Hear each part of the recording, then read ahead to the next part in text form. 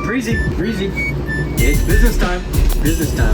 So then how should you assess your goals in the music industry before booking the gigs? I think 2 goals. Where are you at? What do you want to do and where are you going are worth considering. Your own trajectory, I guess, is goal 1. I think the second one to consider is might perceive where you are in your career trajectory, and either if you consider yourself to be reaching up or on a similar plane. I think your goals should be aligned with the art you want to make, not the business you want to engage in. I think if more artists thought in terms of the art they'd want to make, they would be able to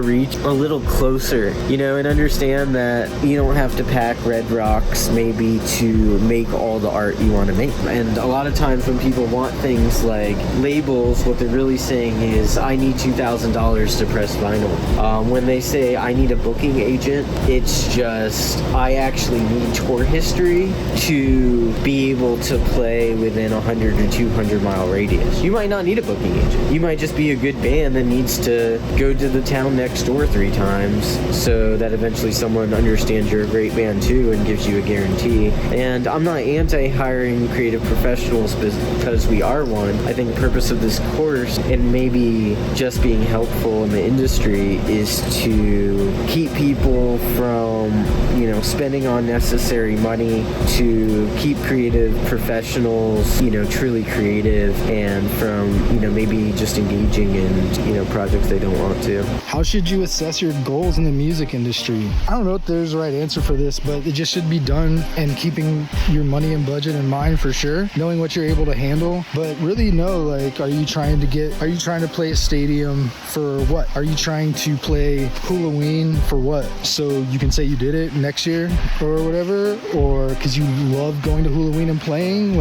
As long as you're doing what you want to be doing, you'll feel like the work isn't as bad. It's when you get stuck doing stuff you don't want to be doing for something that you don't want to get to that you'll die. So how should you assess your goals in the music industry before booking gigs? What do you want?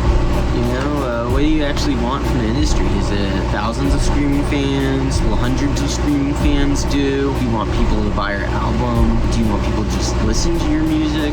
I think, just being concerned with numbers or chasing a number or a moment prevents you from doing maybe what you actually set out to do in the first place, was just make and create music. Because unfortunately, a part of the process might be that the number doesn't manifest, the moment doesn't manifest, and that's not a problem. I think I listen to a lot of classic rock from the 70s, like stuff that sounds like Black Sabbath but isn't, you know what I mean? Like stoner doom metal stuff. And these bands are killer. They got ripping organ solos. They got 3 really good guitarists who probably all died within a year of making that album, and it's just killer music. And there's hundreds of these bands all around the world, the krautrock scene, the late 60s, early 70s, psych movement produced all these really great bands that didn't end up being the Grateful Dead, that were not even close to a Captain Beefheart.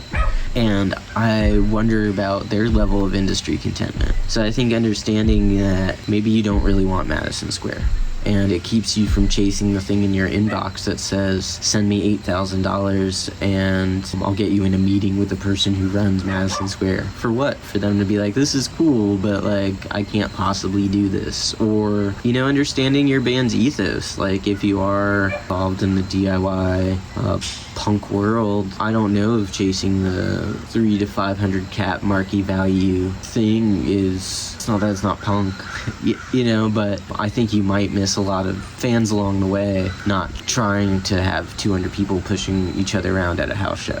Right? And I have a quip that it's better to play to 100 people in a 100 cap than play to 100 people at a 500 cap. And it's weird, and you end up owing the venue money for some reason, even though there's 100 people there. I've seen shows where it's the best show of a tour, people-wise, but financially it doesn't work out because of some of the fees a bigger venue has placed. Just understanding your goals helps you also in the label management side of things. Do you actually need a manager, or do you need to get more more organized? Do you need to hire 3 social media managers, or do you actually need to take a week to produce content? Do you need a booking agent, or do you actually need a single live video that would make you bookable?